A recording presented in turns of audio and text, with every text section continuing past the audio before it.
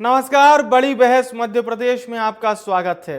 मैं हूं आपके साथ विवेक पांडे और आज मध्य प्रदेश की बड़ी बहस में आपको बड़ी बहस से जुड़े कुछ महत्वपूर्ण तो कुछ रोचक मुद्दे बताएंगे। इस बड़ी बहस में हम आपको बताएंगे कि आज प्रदेश में क्या कुछ हुआ, आज सदन में क्या कुछ हुआ और किस प्रकार से।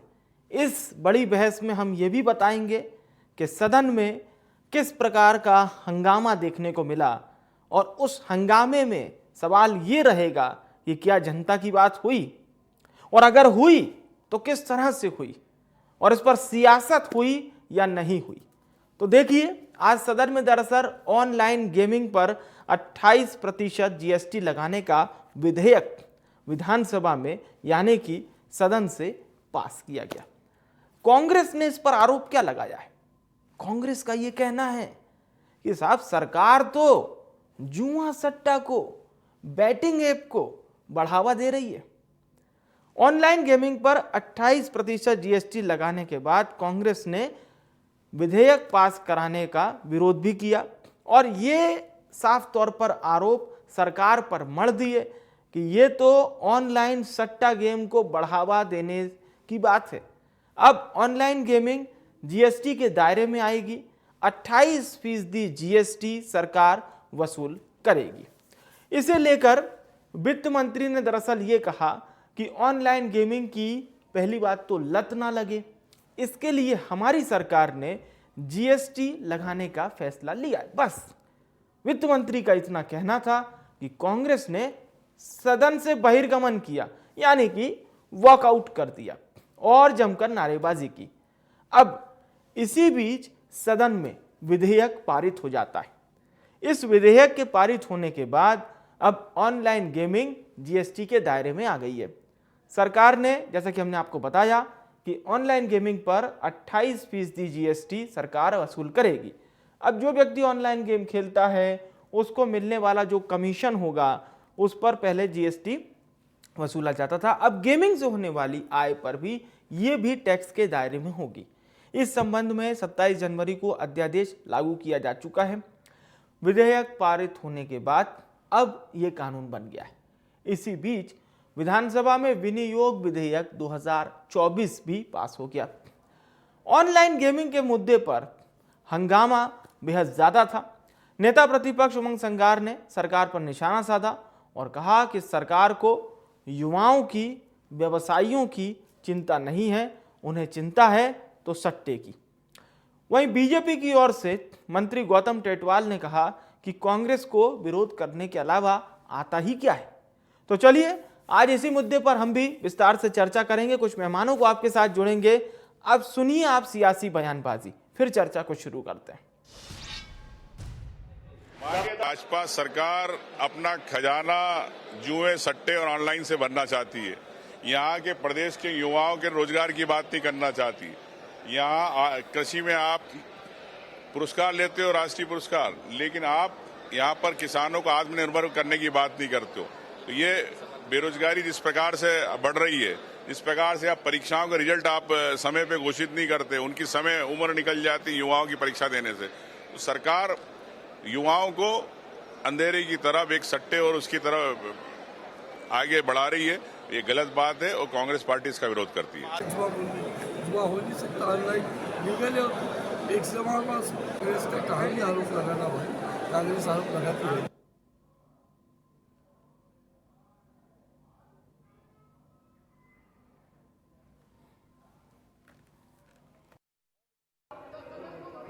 अरे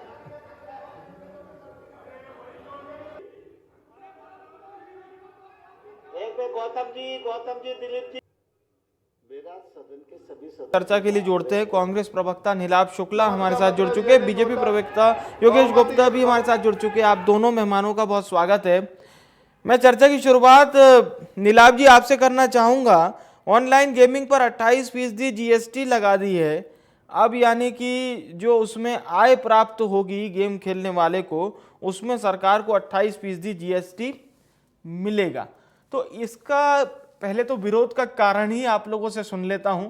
उमंग सिंगार जी तो बता चुके हैं, चलिए फिर भी शुरुआत चूंकि हमें करनी चर्चा की, इस बात की शुरुआत आप ही से करते हैं जी। इस भारतीय जनता पार्टी की सरकार की स्थिति बताता हूँ, उसके बाद विषय पर मैं आऊंगा।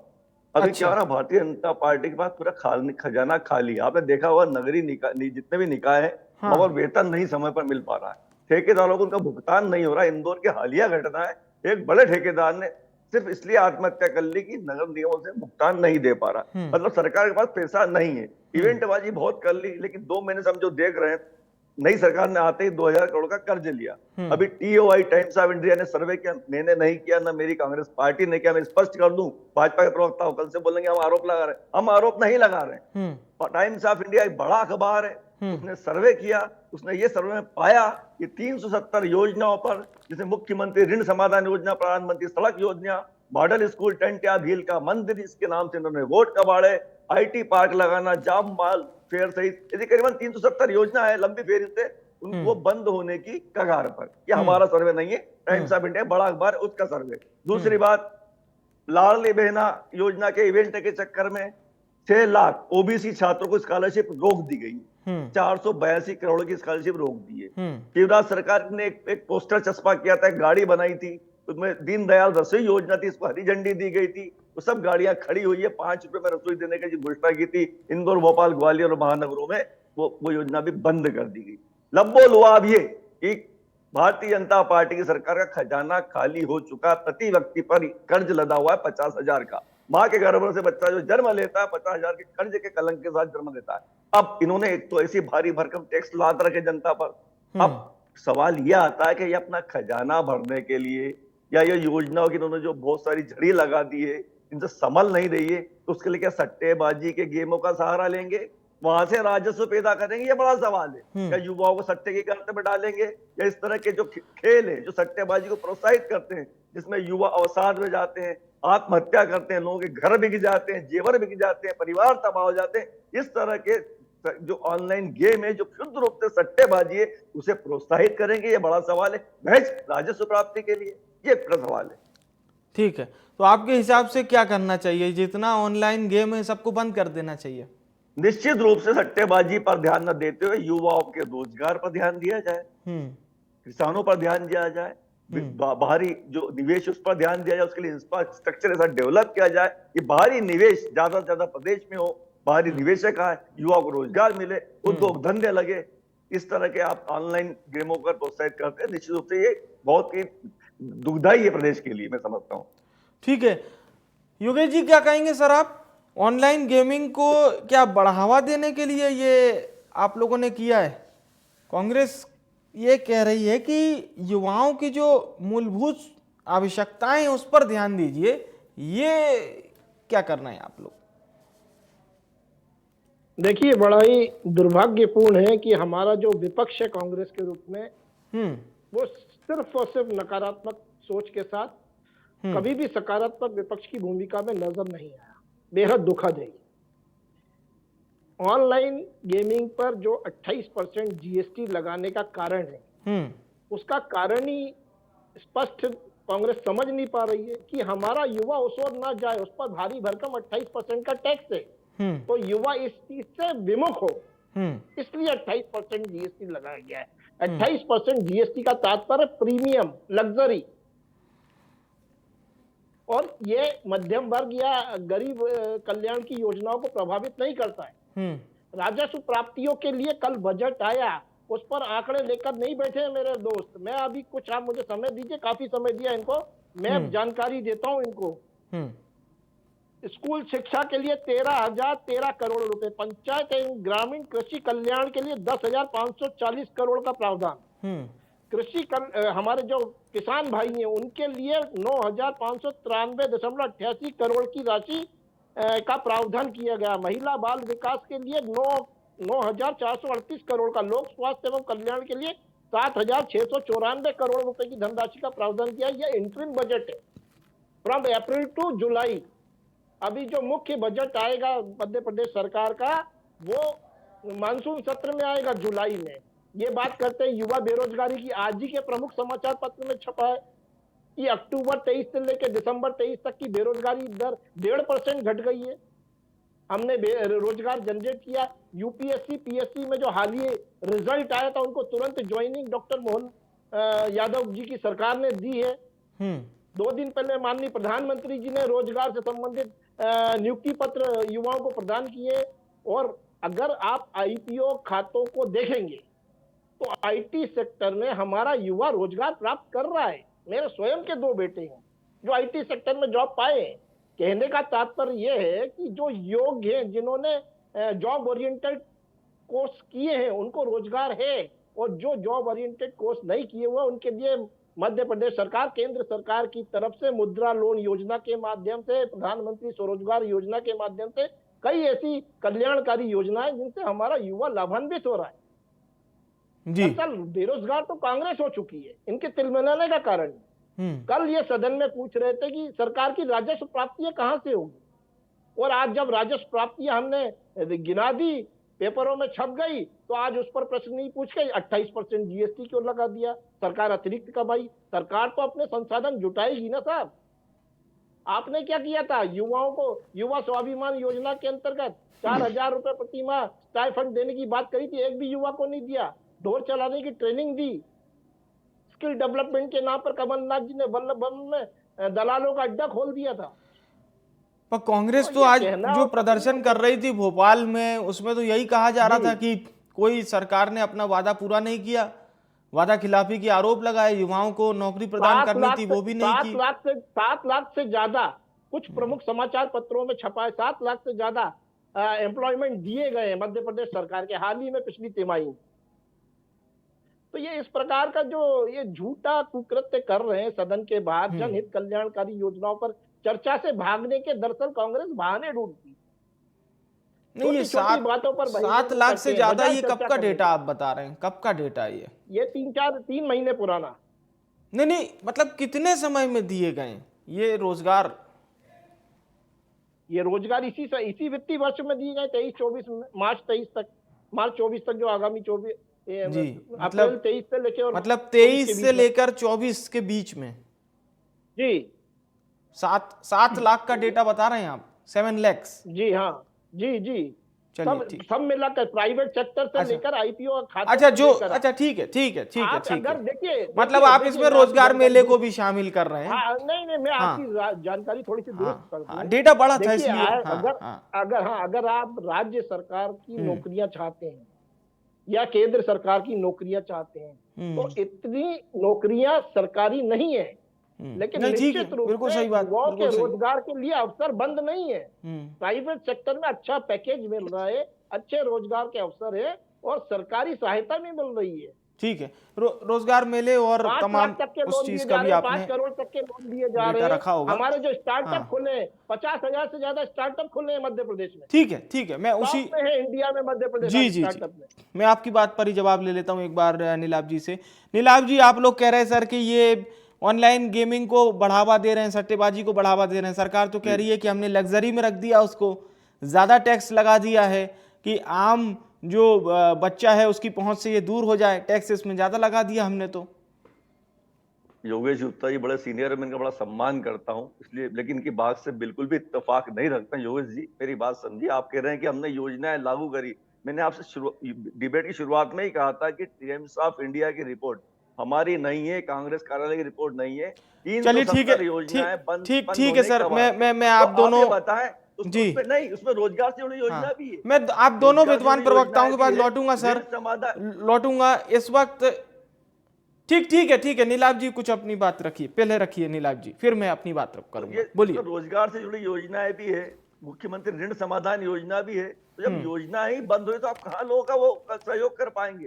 और आप जो बातें कर रहे हैं कि आईटी सेक्टर में इनको मिल गया, उनको एक अलग क्लास होती है। आज सामान्य जन जो युवा है, जो डिग्री सामान्य लेता है, उसके लिए क्या व्यवस्था है बताएं?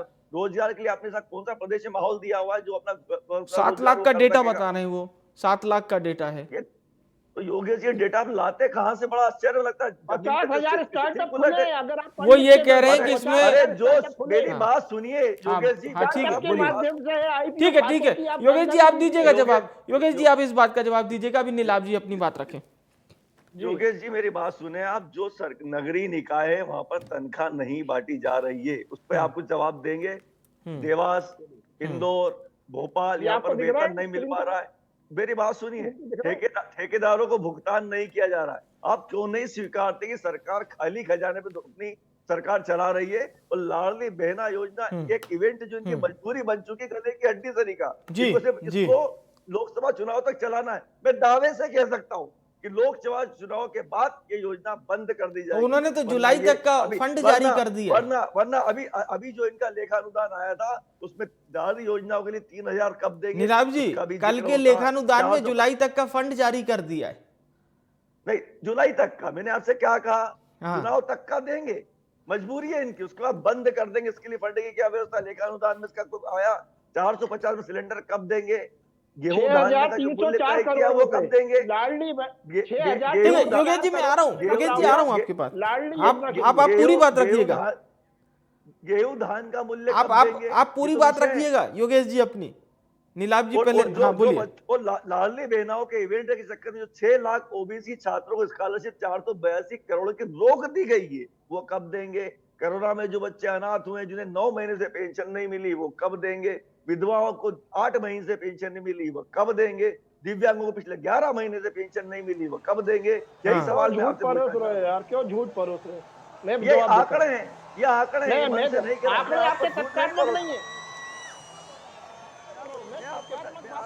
आपको तथ्य आप दे वो देता हूं। जवानी खर्च कर रहे हैं। चलिए मैं आपको तथ्य दे देता चलिए हूं। सर, मैं ये देखिए, ये तथ्य लीजिए आप। तथ्यों के साथ दीनदयाल बात करें। योजना बंद, कोई दीनदयाल बंद योजना नहीं है, बंद। कोई योजना बंद नहीं है, कोई ये मैंने योजना कहा, बंद मैं नहीं है। मन से नहीं कह रहा कोई हूं। मेरे योजना बंद नहीं कार्यालय है में नहीं आपकी। बनी हुई है। मैं उसके आज के बाद प्रमुख समाचार पत्रों का हवाला दे रहा हूँ, मेरे पास ये आंकड़े विधानसभा के फटाका उसके आंकड़े- फटाका फैक्ट्री में जो ब्लास्ट हुआ, मात्र 5,000 रुपए आप दे रहे हैं।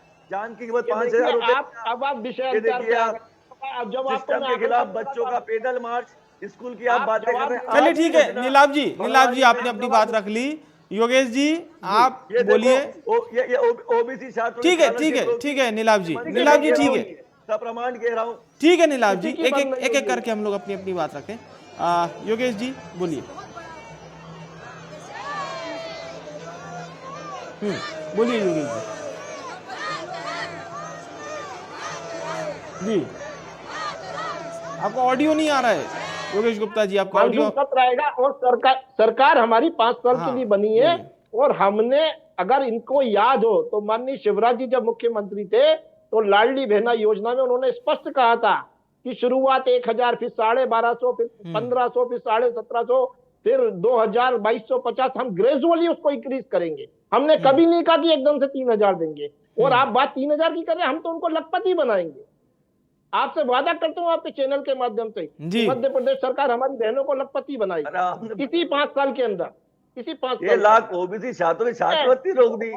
अब अभी लाडली ये बहना का लाख- जवाब देता हूं, ओबीसी पे आ गए, ओबीसी का भी सुन लो। अरे इसी वजह से रोकी, फंड नहीं है आपके पास। हाँ जी जी, तो आप- मैं बता आप रहा हूँ लोग आपको। तनख्वाह नहीं दे पा रहे नगरीय निकाय में, स्कूल शिक्षा के लिए भुगतान 13,000 नहीं कर पा रहे करोड़ का ठेकेदारों प्रावधान को। है। अब तनख्वाहें लाडली सबको बहना ठीक है, मिलेगी। ठीक है, आपकी शुक्ला जी, मजबूरी है शुक्ला चुनाव जी का सुन चलाने लीजिए। का जी।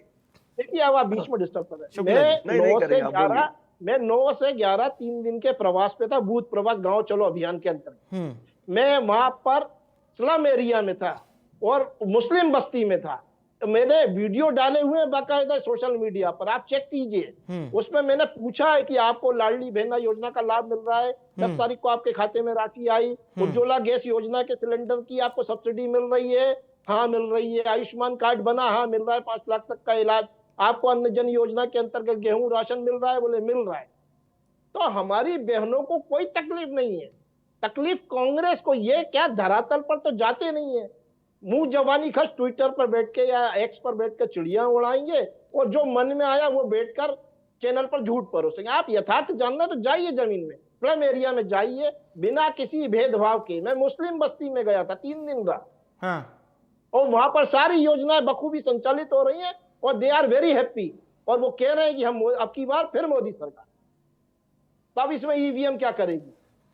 योगेश गुप्ता जी, मेरी एक बात- ईवीएम फिर हैक कर लेते हैं ना आप लोग, ये आरोप लगते हैं ईवीएम हैक कर लेते हैं। Yogesh main time। गुप्ता जी, इन्हीं मेरी की जो एक बात प्रभारी- का जवाब इन्हीं की जो दीजिए। प्रभारी महासचिव थी रजनी, श्रीमती रजनी जी आई थी, वो ईवीएम पे आरोप सिरे से खारिज कर गई। दिग्विजय सिंह के बयान से वो इत्तेफाक नहीं रखती। स्पष्ट रूप से कहा कि कांग्रेस और हम लोग ईवीएम पर कोई दोषारोपण नहीं कर।